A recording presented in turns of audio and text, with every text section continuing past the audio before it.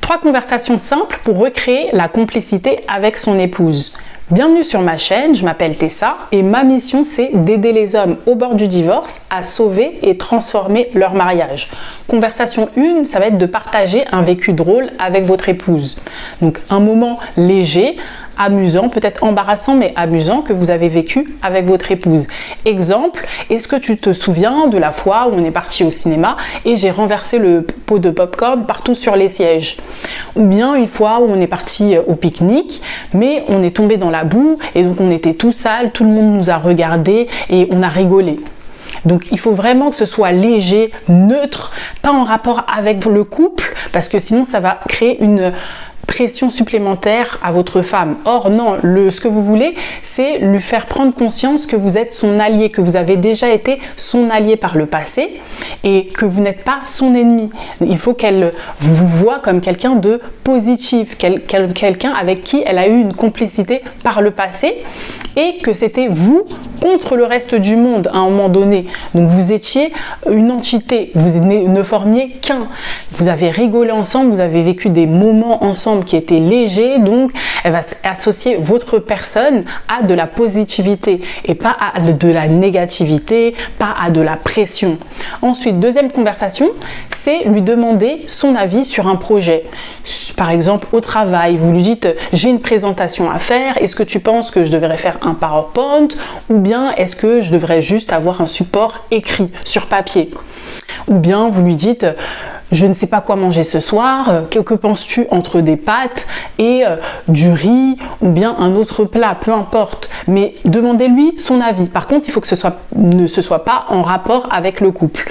Pour qu'elle comprenne que son avis compte pour vous.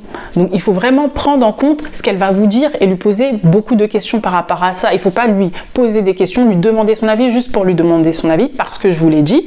Non, il faut vraiment que ça vienne de vous, que ce soit authentique et de prendre en compte ce qu'elle va dire parce qu'elle va se dire finalement son avis compte pour moi, il pense réellement à ce que moi je pense, à mon ressenti, à mes sentiments, ce que vous n'aviez pas fait durant le mariage pendant ces 10 ans, 20 ans, elle s'est sentie comme relayée au second plan, comme si son avis n'avait aucune importance. Peut-être que vous avez déjà pris des décisions sans lui en parler en amont et donc ça va lui faire se sentir importante, une femme importante dans votre vie, elle va se sentir valorisée. Donc ce sera extrêmement positif pour vous et pour elle.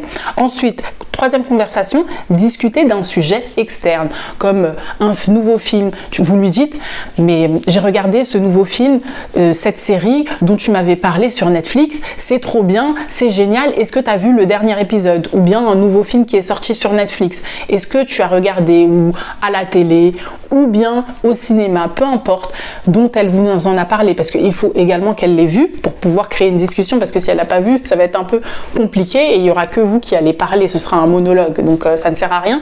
Il faut que ce soit un échange entre les deux, comme ça, il faut que ce soit extrêmement léger, qu'elle se dise avec vous, il n'y a pas de pression, on peut parler de tout et de rien et rigoler.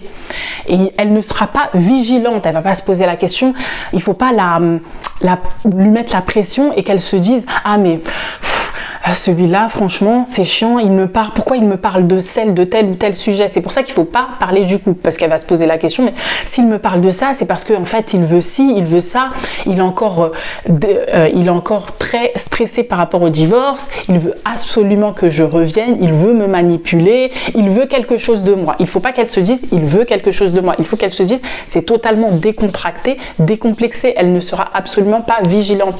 Et il faut qu'elle sente qu'elle peut se laisser aller avec vous, elle peut s'abandonner avec vous en ayant des discussions légères.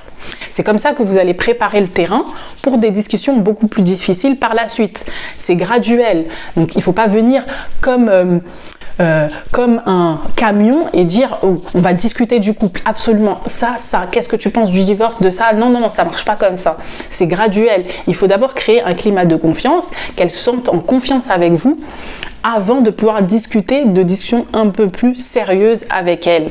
Parce que sinon, elle ne sera pas réceptive de toute façon. Pour tous les hommes qui veulent aller plus loin, n'hésitez pas, je propose un coaching gratuit de 45 minutes pour apaiser les émotions de votre épouse et recréer un lien, une connexion émotionnelle avec elle. Je propose également un guide ultime gratuit qui s'appelle les 5 étapes pour stopper le divorce sans la manipuler et sans la supplier. Pour ça, vous avez les liens en description de la vidéo, vous avez juste à cliquer, ou bien vous m'envoyez en commentaire, vous notez « Stopper le divorce avec guide ou coaching ». Et je vous dis à bientôt pour une prochaine vidéo.